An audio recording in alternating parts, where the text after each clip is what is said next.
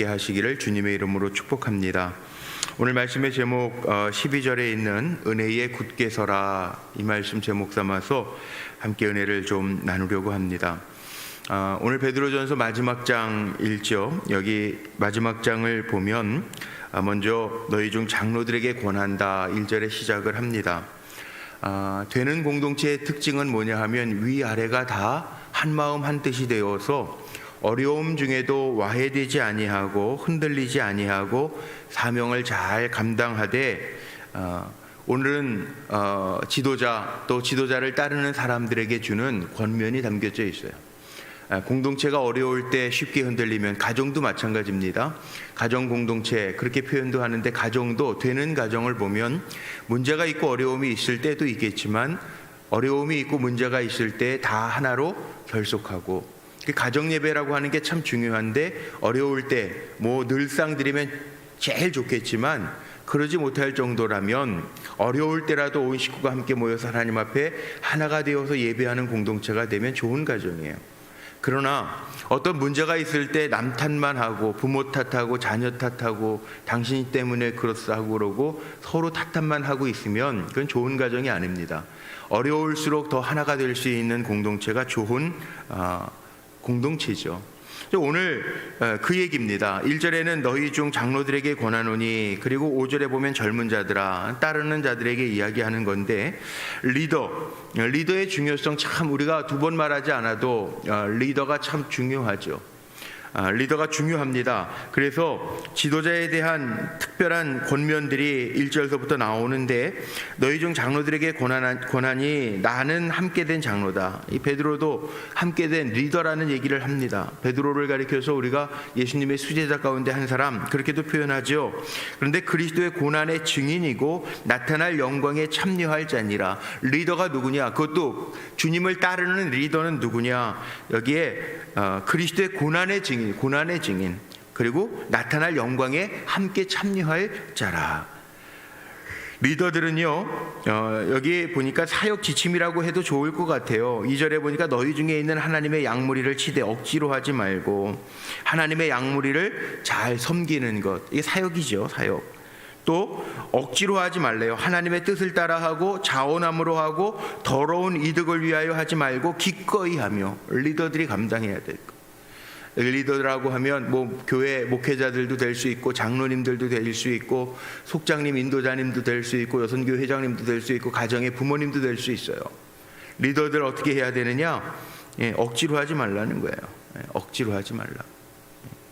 억지로 하면 하나님이 안 기뻐하시는, 하나님의 뜻을 따라하되 자원함으로 하고 더러운 이득을 위하여 하지 말고, 돈 욕심 가지고 돈에 대한 욕심 버리고 하라는 거예요. 더러운 일을 위하여 하지 말고. 리더는 주장하는 자세를 하지 말래요. 3절 맡은 자들에게 주장하는 자세를 하지 말고. 이 주장하는 자세라고 하는 게 그 유진 피터슨 목사님이 쓴 메시지 성경 같은 데 보면 보스처럼 말하지 말고 이렇게 나옵니다. 보스처럼 말하지 말라는 게 뭐예요? 너 높은 사람이 아래 사람들에게 명령 하달하듯이 하지 말고. 3절 마지막에 보면 양무리의 본 모델이 되라. 모델이 되어라. 그러면 다시 주님 목자장으로 주님이 오실 때 영광의 관을 얻으리라. 제가 계속해서 베드로전서 이야기하면서도 말씀 나눕니다. 이왕이면 칭찬받는 자리에 서야죠. 주님이 사명 주셨는데 잘 감당하다가 주님 다시 오실 때 영광의 반 받아야지. 어제도 말씀에 나오지 않았어요? 부끄러운 구원 아니라고요. 우리는 부끄러운 구원 받으면 안 돼요. 우리가 부끄러운 구원을 받으면, 의인이 겨우 구원 받으면 경건하지 아니한 자 어디에 쓰겠느냐? 이 말씀 어제 봤잖아요. 우리는 부끄러운 구원이 아니라 이 땅에 살아가는 동안에 여기에 나와 있는 리더들처럼, 정말 새벽에 우리 새벽을 깨우는 종들이라면 리더들 아닙니까? 리더들처럼 여기 나온 말씀처럼 고난의 증인이 되기도 하고, 또 영광, 장차 나타날 영광에 참여하는 자가 되고, 또 하나님이 우리에게 맡겨주신 사역들, 사명들이 있는데 억지로 하지 말고 자원하는 마음으로, 기쁜 마음으로, 더러운 이익을 위하여 하지 말고 기꺼이 하며 본이 되어져서 주님 다시 오실 때 영광의 관, 의의 면류관, 상급 받도록 해라. 그 말씀이죠. 우리는 세상 사람들하고도 비교되면 안 되겠지만 교회 안에서도 마찬가지입니다. 교회 공동체 안에서도 마찬가지입니다. 저와 여러분은 본이 돼야 돼요. 끌려가는 사람이 아니라 짠 하고 모델이 되어져야 돼요.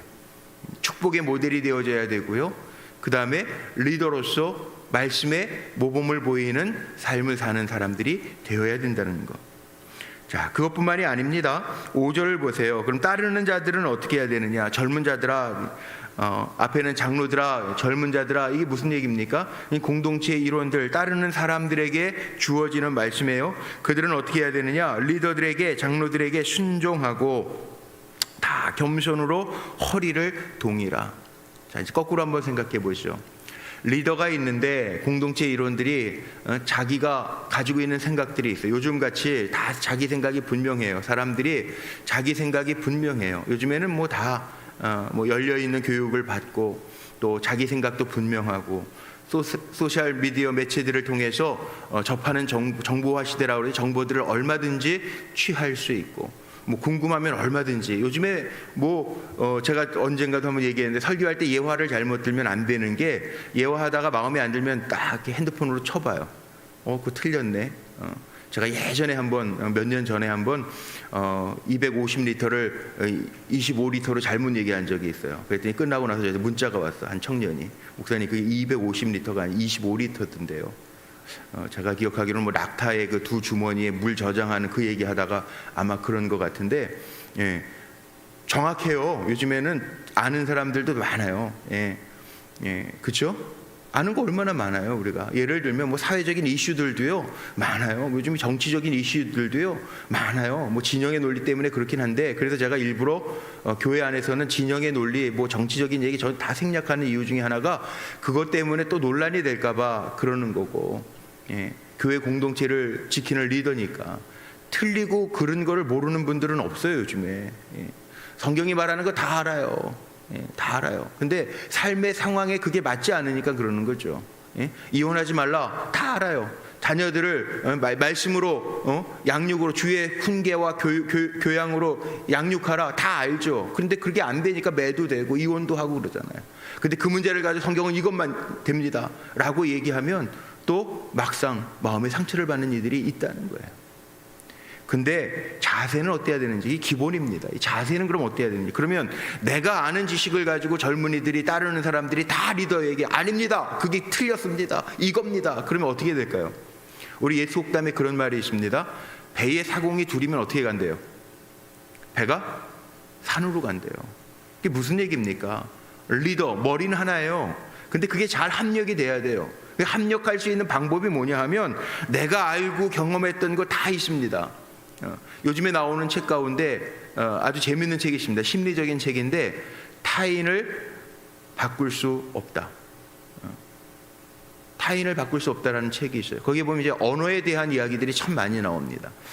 사람 바꿀 수 없다는 거예요. 쉽게 안 바뀌어요. 주님이 바꾸셔야 되는데 사람이 바꿀 수 없어요. 그러니까 우리가 말할 때에도 참 잘해야 되고, 가까운 사이일수록 그렇고, 또 삶의 환경과 경험들이 다 있기 때문에 타인을 바꾼다라고 하는 건 정말 쉽지 않아요. 책으로 나올 정도로. 심리적인 책인데요, 한번 읽어볼 필요가 있는 책이에요. 베스트셀러입니다. 바꿀 수 없어요. 남편이 쉽게 바뀝니까? 자식도요. 머리 크면 이게 바뀝니까? 안 바뀝니다. 잘 안 바뀌어져요. 그러니까 성령이 바꾸셔야 되는데, 그건 강제적으로 이렇게 해서 이렇게 주입식으로는 절대 안 바뀐다는 거예요. 말로 안 바뀐다는 거예요. 상처만 준다는 거예요. 마찬가지입니다. 젊은 자들이 어떻게 해야 되느냐? 부딪혀가지고 바뀔 것 같아요? 절대 안 바뀝니다. 이 진영 논리가 무서운 게 그겁니다. 부딪혀서 바뀔 것 같아요? 아닙니다. 안 바뀝니다. 그게 어떻게 하라고 그래요? 여기 오늘 말씀 속에 이렇게, 이와 같이 장로들에게 순종하고 다 서로 겸손하게 허리를 동이라. 겸손해야 됩니다. 겸손. 따르는 사람은 겸손해야 돼요. 때로는 접을 줄도 알아야 돼요. 뭘 생사가 걸린 게 아니라면, 리더도 물론 리더가 잘해야 되는 거 먼저 나온 겁니다. 그래서 1절서부터 리더가 중요하죠. 공동체의 리더만큼 중요한 게 어디 있어요? 리더가 참 중요하죠. 그런데 그 다음에 중요한 거는 젊은 자들, 따르는 사람들도 마찬가지라는 거예요. 순종하고 또 겸손하게 허리를 동이라. 하나님은 교만한 자를 대적하시고 겸손한 자들에게 은혜를 주시느니라. 왜 갑자기 여기에 사람 공동체를 이야기하다가 하나님은 교만한 자를 대적하시고 겸손한 자에게 은혜를 주시느니라 이 말씀이 나올까요? 연관이 되어져 있습니다. 하나님 앞에도 마찬가지죠. 하나님 앞에도요, 우리는 피조물이에요. 종종 우리 지난주 주일 설교도 제가 그렇게 욥에 대한 이야기하면서 최악의 상황 속에서도 우리가 감사를 해야 되는데 이유는 다른 게 아니에요. 하나님 우리에게 다 주셨거든요. 하나님 우리를 얼마만큼 사랑해요. 하나님 우리 엄청 사랑하시거든요. 그래서 예수 그리스도도 주신 거예요. 나를 위해서 예수 그리스도를 십자가에 내어놓으신 거예요. 그게 하나님의 사랑이에요. 예수 그리스도 아들까지 우리에게 주셨는데 우리에게 못 주실 게 뭐가 있냐면 하나님 그만큼 우리를 사랑하시는 거예요. 우리는 하나님 앞에 피조물이에요. 겸손해야 돼요. 하나님은 교만한 자 대적하시고요, 겸손한 자에게 은혜 주신대요. 공동체 안에서도 마찬가지예요. 교만한 자에게는요 몫이 없어요. 그러니까 우린 겸손하게, 리더들에게도 잘 순종하기도 하고, 또 의견을 개진하지 말라는 얘기는 아닙니다. 뭐 민주주의 사회에서 왜 생각들이 없겠어요? 얘기는 할 수 있어요. 그런데 자기 생각이 옳았다고만 주장하지 말라는 거예요. 주장하지 말라는 거예요.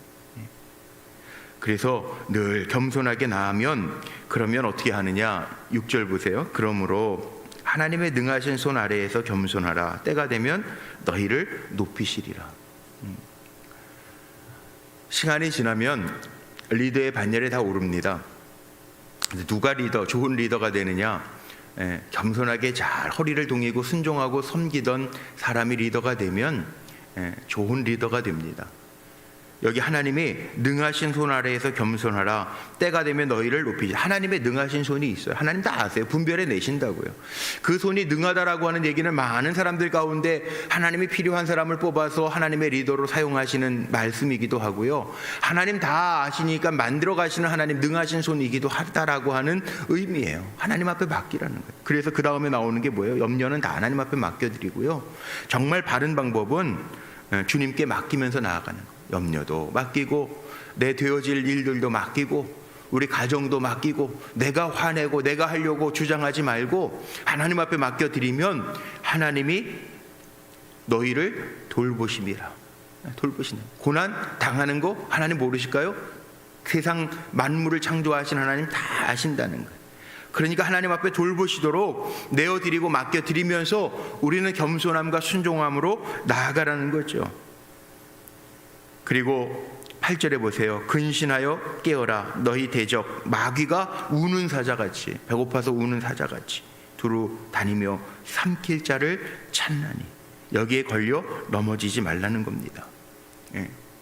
죄 쉽게 걸려 넘어지지 말라는. 알면서도 자기 분이나 자기 욕심에 못 이겨서 쉽게 넘어가지 말라는, 그거에 대한 보응이 엄청 크잖아요. 죄. 그래서 어떻게 하라고 그랬습니까? 9절에 너희는 믿음에 굳게 하여서 대적해라. 죄는 대적해야 돼. 싸워야 돼. 죄와 싸워야 돼요. 죄와는 싸워야 되지만 공동체를 위해서는 우리가 겸손해야 되고, 그리고 여기에 순종함으로 달려가야 된다.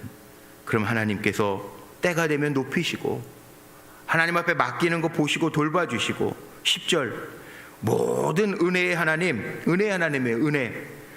은혜가 뭔지를 제가 나중에 보여드릴 텐데, 모든 은혜의 하나님 곧 그리스도 안에서 너희를 부르사 자기의 영원한 영광에 들어가게 하신 이가 잠깐 고난을 당한 너희를 친히 온전하게 하시고 굳건하게 하시고 강하게 하시고 터를 견고하게 하시리라. 이 은혜를 알아야 돼. 하나님 은혜의 하나님, 은혜의 하나님. 자, 히브리서 우리 말씀 보면서도 한번 봤던 말씀이 있어요. 히브리서 12장 15절 한번 앞으로 넘어가 보세요. 자, 어려울 때 히브리서가 고난 중에 있는 유대인들에게 쓴 편지라고 그랬죠. 히브리서 12장 15절 한번 열어보십시오. 공동체 어떻게 하라고 그랬어요? 12장 15절에 보면 제가 읽을게요. 너희는 하나님의 은혜에 이르지 못하는 자가 없도록 하고, 또 쓴 뿌리가 나서 괴롭게 하여 많은 사람이 이로 말미암아 더럽게 되지 않게 하며, 서로 돌봐서 하나님의 은혜에 이르지 못하는 자가 없게 하라는 거예요. 공동체는 그래야 돼요. 여기 은혜의 하나님, 모든 은혜의 하나님, 우리를 그리스도 안에서 부르시고 택하여 주시고 영원한 영광에 들어가게 하신 이가 우리를 너무 잘 아시기 때문에 우리를 굳건하게 하시고 강하게 하시고 털을 견고하게 하실 거니까 그 하나님 의지하면서 맡겨드리고 우리는 어떻게 하느냐? 순종과 겸손함으로 잘 따라라. 그럼 하나님 다 아신다는, 아시는 하나님께서 우리를 굳건하게 하실 것이다. 저나 여러분이나 어떻게 살아야 됩니까? 이렇게 살아야죠. 은혜 안에 살아야죠. 하나님의 은혜 아닌 것이 어디 있어요? 아무것도 없어요. 오늘의 나의 나된 모습은 다 하나님의 은혜로다. 사도 바울의 고백이죠. 나의 나된 것은 하나님의 은혜로다. 우리가 하나님의 은혜 아닌 게 어디 있어요? 지금도 오늘도 이 시간도 이 새벽에 나와서 움직일 수 있는 기력도 주시고 건강하니까 여기 나와 은혜잖아요. 믿음이 있으니까 주님을 부르짖고 찾잖아요. 은혜잖아요. 돌이켜 보십시오. 우리의 삶의 흔적 가운데 하나님의 은혜가 아닌 적이 어디 있었는가? 이거 알라는 거예요. 그래서 하나님의 은혜, 너희는 돌아봐서 하나님의 은혜, 거기에 이르지 못하는 자가 없게 해라. 다 하나님의 은혜다. 그 은혜임을 알고 살아라. 그래서 마지막에 제가 제목 삼은 것도 12절에 보니까 이렇게 하나님의 참된 은혜임을, 이것이 하나님의 참된 은혜임을 증언하노니 너희는 이 은혜에 굳게 서라. 은혜 위에 은혜로다. 은혜에 굳게 서야 돼요. 우리는 은혜, 하나님의 은혜입니다. 그래야 감사할 수 있는. 하나님의 은혜를 모르는 사람은 감사할 수 없어요. 사실 매일매일이 감사 조건들 아닙니까? 오늘도 하나님 은혜 가운데 살아. 어려울수록 어려운데도 하나님 이렇게 붙잡아 주셨구나. 안전하게 하나님 지켜주셨구나. 살게 하셨구나. 좋은 관계를 갖게 하셨구나. 회복시켜 주셨구나. 이게 은혜예요. 은혜. 은혜가 하나님 카리스라는 단어가 하나님 값없이 주신 모든 게 은혜예요. 값없이 주신 모든 거 은혜. 하나님의 은혜임을 알라는 거죠. 그리고 마지막 14절, 너희는 사랑의 입맞춤으로 서로 무난하라. 그리스도 안에 있는 너희 모든 이에게 평강은 은혜도 마찬가지지만 평강도요. 여기 평강, 성경에 나오는 모든 평강이라는 단어는 샬롬, 에이레네 같은 말인데 위로부터 주시는 평강이에요. 에이레네, 위로부터 주시는 평강, 하나님 주시는 평강. 그것이 너희 무리에게 있을지어다. 오늘도 하나님 주시는 평강이 우리 성도님들에게 있으시기를 바라고, 앞장서 달려가는 리더들에게는 여기 오늘 말씀의 권면 속에 있는 것처럼 본이 되어지고 억지로 하지 말고 정말 고난 가운데에서도 억지로 하지 말고 본이 되어지고 자원하는 마음으로 하고 하나님 기쁘시게 하는 그 마음이 있어 충성된 마음으로 감당하면 하나님의 그 능하신 손으로 우리를 붙드시고 더 세워주실 것이고, 젊은이들 때로는 사회가 다 이렇게 너나 할 것 없이, 예전에는 어르신들 말도 잘 들었는데 요즘에는 듣지도 않는데, 직장들도 만나서 이야기 들어보면 그래요. 요즘 젊은이들은 물론 좋아지는 점들도 있어요. 그런데 귀 기울이지를 않는다는 거예요. 잘 귀 기울이지 않는다는 거예요. 오직하면 상대방을 바꿀 수 없다라는 책 제목이 나올 정도로 나오게 해서 바꿀 수도 없어요. 교육으로 사람이 바뀌는 것도 아니래요. 말로 사람이 바뀌는 것도 아니래요. 쉽지 않은 세상을 우리가 다 살아요. 우리 자녀들은 아마 더 할 거예요. 물론 자기 의견을 잘 또렷하게 얘기하는 거 좋습니다. 그런데 우리가 그것도 주님의 뜻 안에서요. 하나님의 뜻 안에서, 하나님 뜻 가운데에서, 자기는 하나님의 뜻에서 벗어나 있으면서 이거 주장하고 저거 주장하고 중구난방이 세상에 가치관이 없어요. 옳고 그른 것도 없어져요. 그러면 뭐가 맞는지 틀리는지도 서로 옛말에 그런 말 있잖아요. 연탄 장수하고 밀가루 장수하고 싸워가지고 계속 싸워보세요. 나중에 누가 연탄 장수고 누가 밀가루 장수인지 싸우고 나다 보면 다 똑같아져요. 분별할 수가 없어요. 세상이 그렇게 가는 것 같아요. 그래서 아쉽고 안타까워요. 그래서 더 기도하고 영적으로 깨어 있어야 되겠죠. 그래서 뭐라 그래요? 8절에도 근신하라, 깨어 있어라 좀. 안 그러면 사자의 밥이 된다. 이게 얼마나 베드로가, 이 베드로 사도가 2000년 전에 벌써 이게 예언한 거예요. 근신하고 깨어 있어라. 안 그러면 너희들 마귀의 밥이야. 싸우는 사람들 다 마귀의 밥 되는 거예요. 싸우지 말라는 거예요. 정말 하나님의 뜻이 뭔지를 분별해내고 그 뜻 가운데 굳건하게 서서 그 믿음을 지키고 은혜 가운데 세워져라. 그러라는 거예요. 저나 여러분이나 하나님의 뜻을 이루기 위하여 부름받은 의의 병기들 아닙니까? 의의 병기. 악한 마귀하고 싸워 하나님의 뜻을 지켜낼 수 있는 의의 병기들. 저나 여러분이나 그렇게 오늘도 쓰임받고 그렇게 쓰임받는 가운데 하나님이 책임져 주시되 위로부터 주시는 평강이 가득한 삶을 살아내는 믿음의 종들로 승리하시기를 주님의 이름으로 축원합니다. 기도하시겠습니다.